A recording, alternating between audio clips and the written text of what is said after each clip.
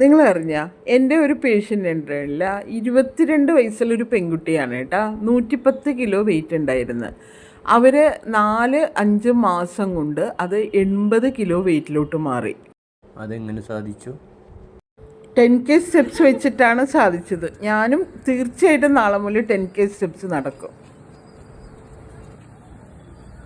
അയ്യോ, എനിക്ക് മേലെ ഞാൻ 5 റൗണ്ട് നടന്ന് ആംബുലൻസ് വിളിച്ചു. എനിക്ക് മഞ്ജുവാര്യരാകണ്ട.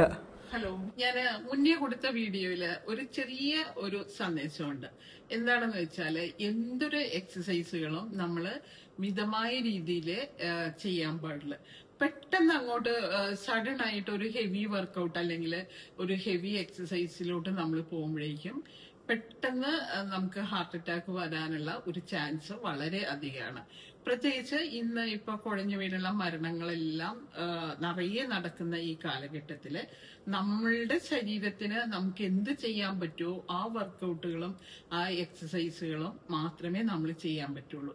ഇപ്പൊ മറ്റൊരാൾക്ക് ഇപ്പൊ 10,000 സ്റ്റെപ്സ് വെക്കാൻ പറ്റിയാല് എനിക്കത് വെക്കാൻ പറ്റണം എന്നില്ല. എന്റെ കപ്പാസിറ്റി ചിലപ്പോൾ 2000 അല്ലെങ്കിൽ 3000 സ്റ്റെപ്സ് ആയിരിക്കും.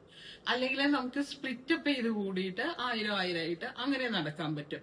അല്ലാതെ നമ്മൾ പെട്ടെന്ന് അങ്ങോട്ട് ഒരു ഹെവി വർക്കൗട്ടിലോട്ട് ആരും പോകരുത്. അപ്പൊ അതാണ് ഈ വീഡിയോയിലൂടെ ഞാൻ തന്നിട്ടുള്ള സന്ദേശം. അപ്പൊ നിറയെ കുഴഞ്ഞു വീണുള്ള മരണങ്ങൾ നടക്കുന്ന ഈ കാലഘട്ടത്തില് ഇത് ഏറ്റവും കൂടുതൽ ശ്രദ്ധിക്കേണ്ട ഒരു കാര്യമാണ്.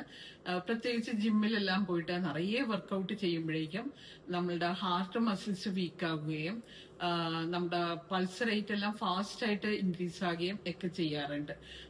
അപ്പൊ അത് നമുക്ക് പ്രിവെന്റ് ചെയ്യാൻ വേണ്ടിയിട്ട് മിതമായിട്ട് നമ്മളുടെ ബോഡിക്ക് ചേർന്ന മാതിരിയുള്ള മിതമായിട്ടുള്ള വർക്കൗട്ടുകളും എക്സസൈസുകളും മാത്രം ചെയ്യുക. പിന്നെ ഘട്ടം ഘട്ടമായിട്ട് വേണമെങ്കിൽ കുറച്ച് ഇൻക്രീസ് ചെയ്യാം.